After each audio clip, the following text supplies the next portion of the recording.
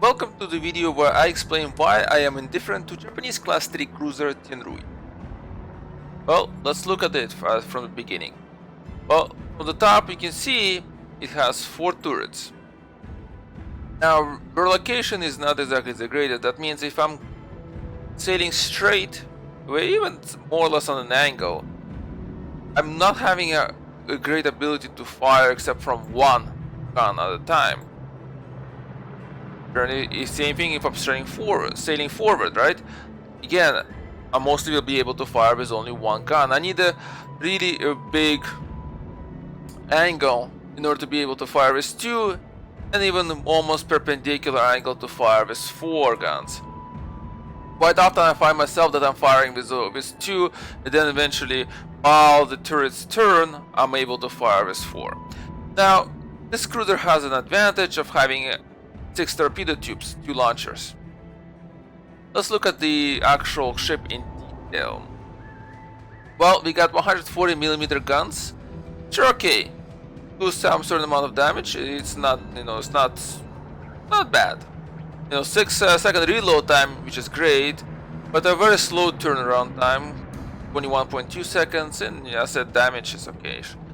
To the itself body, it's got 17,700 hit points. It got armor from 6 to 63mm, and if you look at it, armor is actually around the conning tower. There's a, you can see this 51.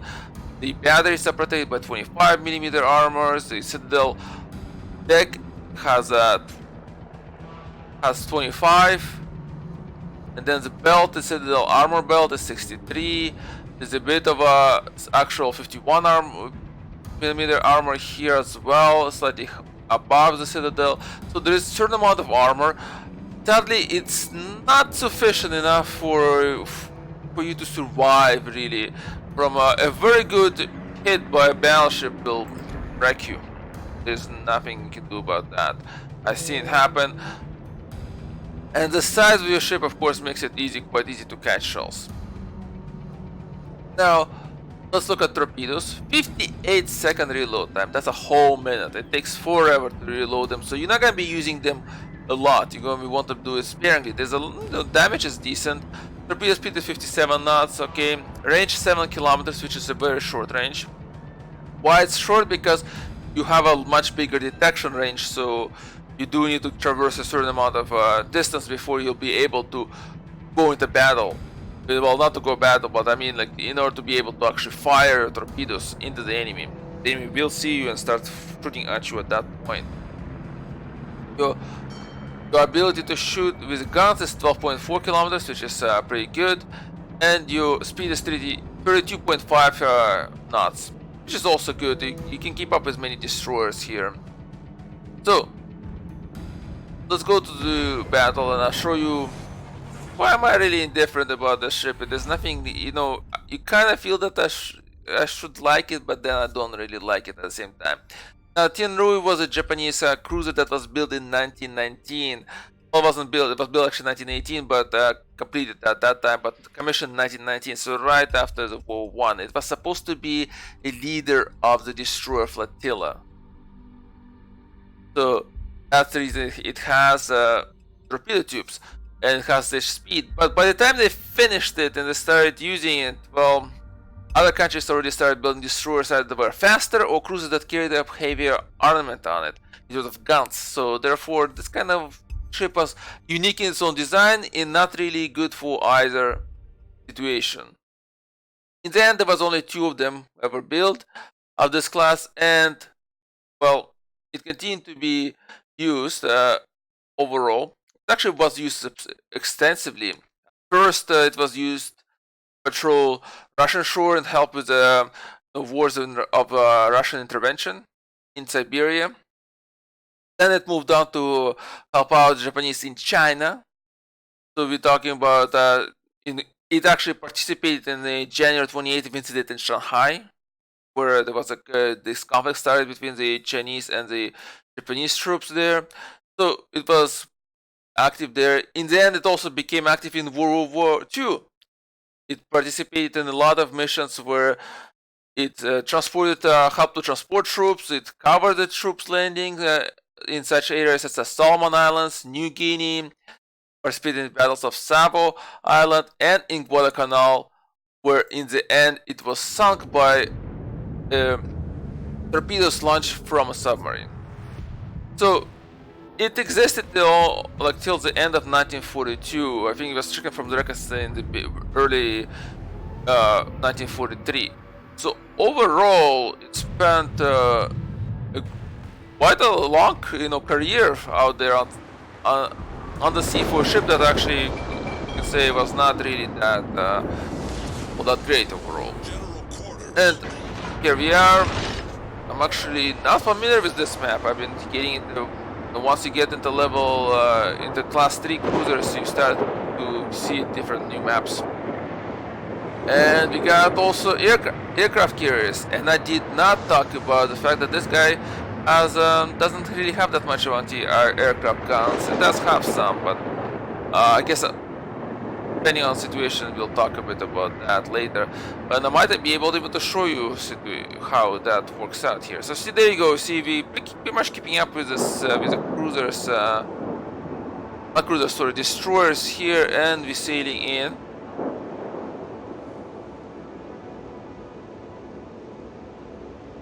So let's see. Everybody's heading for B now. B is actually might be pretty good for us. The reason is that there's quite a few islands. We might be able to launch torpedoes that way. I'm not planning to go into there because that's just gonna be bad. Having not that great amount of anti-aircraft guns, and that's actually historical. The ship was quite often upgraded to improve its anti-aircraft capabilities, because once the World War I especially started, it was pretty much apparent that you're going to need a lot of anti-aircraft capability.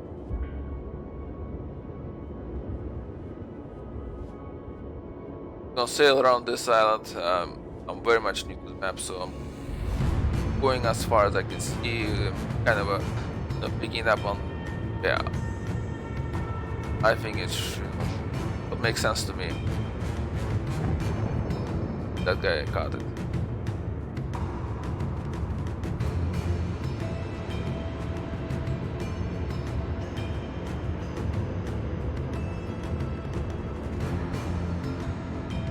And there's St. Louis. Now, as I said, we don't have much armor, so I don't want to close in the distance where I could use my torpedoes, so I would rarely use my torpedoes in this case. I'm mostly going to be doing is that I'll be using my guns, and if so happens that the enemy comes close, then I'll use torpedoes.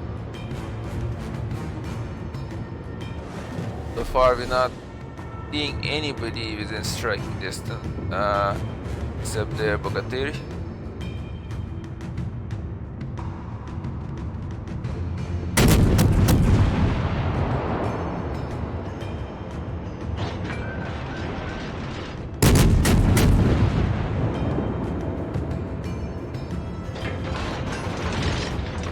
There we go, we got shot off 4 of our guns immediately, and see if we can do some damage there.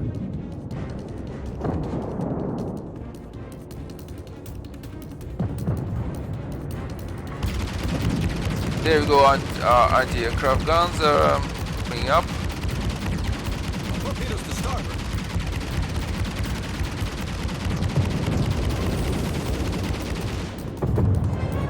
Not gonna be able to do much, and here's a Wicker. See, right there, only able to use 2 guns. Now, another one moved in.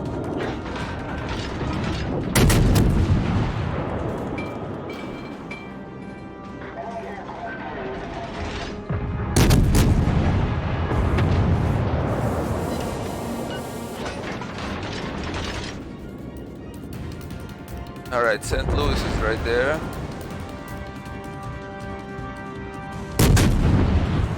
Torpedoes dead ahead. Again, we're only able to do 1 shot, 2 shots See, that's a problem. I have to wait for my guns to come about in order for me to do any damage.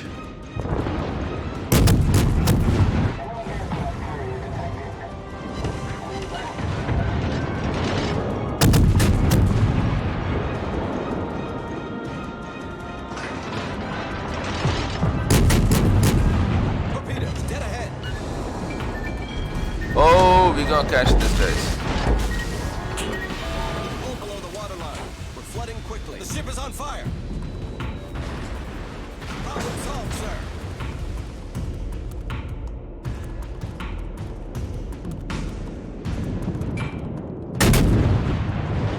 Again, only 2 shots that I can do.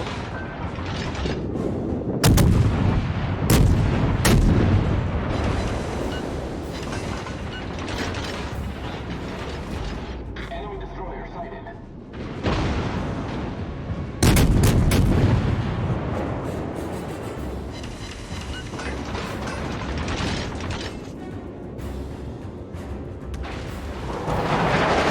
Ooh, that was a big one.